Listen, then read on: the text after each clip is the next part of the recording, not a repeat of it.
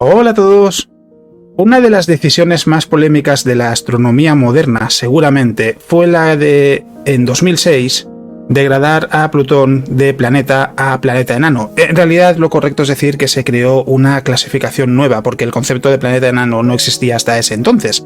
Y desde hace ya casi 15 años, cada año, en algún momento se publica algún estudio o alguna persona hace una comparecencia pública o aprovecha una comparecencia pública para reivindicar que Plutón siga siendo un planeta, y la polémica no ha desaparecido desde entonces. No solo eso, hay quien no tiene muy claro por qué Plutón ya no es un planeta, por qué es un planeta enano, qué diferencias hay entre uno y otro.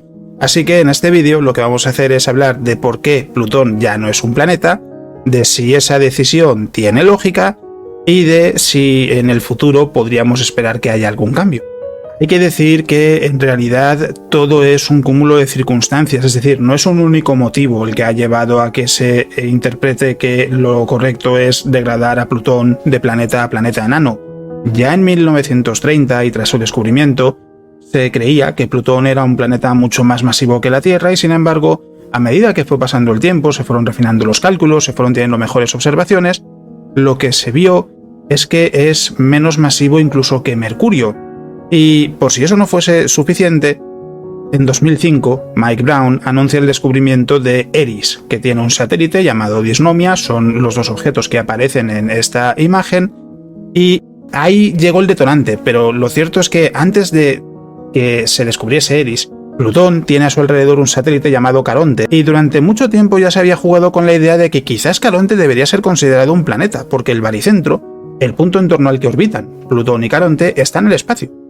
En cierto modo se puede decir que son un sistema binario, y eso fue algo que también se sumó al hecho de que Plutón no era tan masivo como se pensaba, al descubrimiento de Eris y posteriormente de Dysnomia, aunque el satélite en realidad es más una anécdota que otra cosa, y también, por si no fuese suficiente, el hecho de que desde los años 90 poco a poco se iban descubriendo cada vez más objetos en el cinturón de Kuiper, que es donde se encuentra Plutón. Y esto pintaba un panorama que no era muy halagüeño en los próximos años. Hay que tener presente que con el descubrimiento de más objetos en el cinturón de Kuiper, la impresión era que, como muchos de ellos podrían ser de unas dimensiones parecidas a Plutón y Eris, la lista de planetas debería aumentar, porque claro, si Plutón era un planeta, Eris en principio debería serlo también. De hecho, hubiese sido el 10º planeta del sistema solar y se llegó a presentar así, como tal. Y el problema era que si su impresión, la de los investigadores, la de los astrónomos, era correcta, de repente tendríamos miles de planetas en el sistema solar, muchos en el cinturón de Kuiper. Y el problema era que, por extraño que pueda parecer, hasta 2006 no existía una definición de planeta. Tuvo que meterse la Unión Astronómica Internacional en el asunto para que se estableciesen los criterios que conocemos hoy en día, que son los que nos permiten distinguir entre planeta y planeta enano. El problema es que veremos ahora que no es tan sencillo como podría parecer, porque hay un punto, en concreto el tercero, que es bastante polémico, porque los dos primeros son fáciles de entender. Un planeta es un objeto que orbita alrededor del Sol, bien, perfecto, no tiene mucho misterio, y que además sea esférico por su propia gravedad o que esté en equilibrio hidrostático. Vale, bien, no tiene tampoco mucho misterio, es decir, Ganímedes, como gira alrededor de Júpiter y no del Sol, no es un planeta. El problema viene con el tercer punto. El tercer punto es que haya limpiado su vecindario, que sea gravitacionalmente hablando el objeto dominante de su vecindario. En el caso de la Tierra se excluye la Luna porque gira a su alrededor y es el objeto dominante en su vecindario. Lo mismo pasa con el resto de planetas, pero no así con Plutón, que en realidad no es el objeto más masivo del cinturón de Kuiper. Comparte ese espacio con muchos otros objetos como Eris, por ejemplo. ¿Qué pasa? Que la facilidad de limpiar el vecindario no depende solo de la masa, depende también de la distancia del Sol. Y en el cinturón de Kuiper, si pusiésemos a la Tierra en el cinturón de Kuiper, la definición de planeta seguiría siendo válida, pero por los pelos. La Tierra llegaría a limpiar su vecindario, pero por muy poco. Y sin embargo a nadie se le pasaría por la cabeza decir que la Tierra no debería ser considerada un planeta, que debería ser considerada un planeta enano. De hecho, esto en el cinturón de Kuiper, si nos llevamos a Tierra aún más lejos, sí tendrá problemas seguramente para limpiar su vecindario, y sin embargo nadie diría que debería dejar de ser considerada un planeta. Es decir, ese tercer punto está sujeto a diferentes variables que no son objetivas. En función de en dónde se encuentre un objeto, puede que sea un planeta o puede que no, mala suerte. Pero es que además tenemos que pensar también en la búsqueda de objetos en otros lugares de la Vía Láctea. Porque cuando hablamos de la Vía Láctea, hablamos de la búsqueda de exoplanetas. Exo no quiere decir más que fuera de, en este caso, fuera del sistema solar.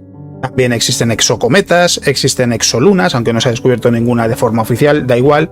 Pero no se ha hablado nunca de exoplanetas enanos. ¿Por qué? Porque lógicamente determinar que un objeto ha limpiado su vecindario en una estrella que está a, 200 años luz, es muy difícil, ya sin contar el hecho de intentar descubrir un objeto así. Pero en cualquier caso, el problema es que la definición de planeta enano tiene sus inconvenientes. Es verdad que tiene sus ventajas también, porque si nos fijamos en los planetas que quedan, es verdad que los 8 planetas son muy diferentes entre sí. Sin embargo, los objetos del cinturón de Kuiper son bastante similares y eso le quita cierta importancia y cierto valor a Plutón. Aún así, el problema de todo esto es que ese tercer punto ha sido muy criticado desde muchos puntos. Por ejemplo, los investigadores que están especializados en el estudio de planetas específicamente, en algunos casos han llegado a decir que es que para ellos, incluso Ganímedes, lo tratan como un planeta. Claro, el problema aquí es dónde se establece el baremo. ¿Quién establece la definición? Una de las cosas que se ha criticado de la reunión de la Unión Astronómica Internacional fue que en el comité había expertos en agujeros negros, en galaxias, etcétera, etcétera, etcétera, pero ninguno en planetas. Y que por tanto no tenía mucho sentido que no hubiese especialistas en planetas a la hora de establecer ese criterio, porque el tercer punto es subjetivo. Y hay que tener claro, no pasa nada por crear un grupo llamado planeta enano, por ejemplo, para diferenciar unos objetos de otros. El problema surge cuando hay un punto que es subjetivo, porque de hecho la definición de limpiar el vecindario ni siquiera es especialmente científica. Por ejemplo, Júpiter comparte su órbita con, se calcula, quizás 1 millón de asteroides. Sí es cierto que Júpiter es, gravitacionalmente hablando, el más dominante de todos ellos, pero su órbita no está ni mucho menos limpia, está repleta de objetos. Entonces, claro, parece que se establece un criterio específico para apartar a Plutón y a los objetos del cinturón de Kuiper. Una de las ventajas que tiene esto es verdad que con 8 planetas, aprender la lista de planetas del sistema solar es mucho más sencillo que si tuviésemos, vamos a poner, 1200.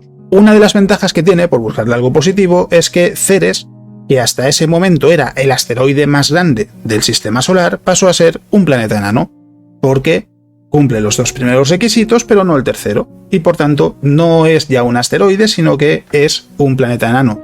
De hecho, ahora el asteroide más grande del cinturón de asteroides es Vesta, que no es esférico por su propia gravedad. Es decir, tiene también sus ventajas, pero siempre queda esa puerta a la polémica, y también, por supuesto, está el hecho de que una parte importante de la sociedad ha crecido estudiando y aprendiendo que el sistema solar tiene o tenía 9 planetas y que el último planeta era Plutón. También, porque me lo estoy viendo venir, hay quien se podría preguntar, bueno, pero es que entonces la lista de planetas sería muy grande porque, claro, si se incluye a Plutón hay que incluir al resto, ¿no? A Ceres y demás.